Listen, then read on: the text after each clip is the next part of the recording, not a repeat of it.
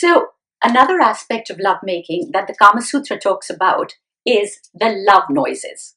These love noises were called sit kriti. Sit is when you breathe in sharply through your teeth, like this. Sit kriti was a combination of sounds arising from this breath or this gasp. Now, the rules of sit kriti were: love noises were only to be made by women, never by the men. They were only to be made towards the end of the lovemaking as you approached orgasm, and they had to be made in a certain order. You see, lovemaking was the ultimate art, which meant that at no point was anything ever to be rushed. And at all times, you had to be completely aware of what you were feeling so you could savor each sensation.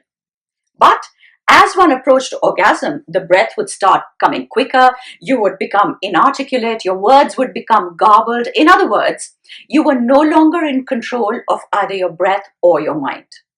And this is where the love noises came in. Now, as I mentioned, the noises were just for the women.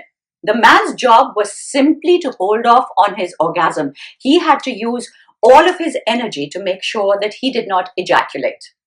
It was the woman's job to make the noises that would maintain the passion and yet, paradoxically, keep things at an unrushed pace. And so, what were these magical sounds? They were the mating calls of certain birds. And as I said, they had to be made in a certain order. So, you had to start with making the sound of a quail. Then you went on to the sound of an Indian cuckoo. Then you moved on to the spotted-necked pigeon, the goose, and finally the peacock. And if you couldn't remember the order of the bird noises, it was okay to make a humming sound like an insect does when it is buzzing over the flowers, because you had to make sure that you raised and dropped the pitch of that sound. You couldn't be monotonous.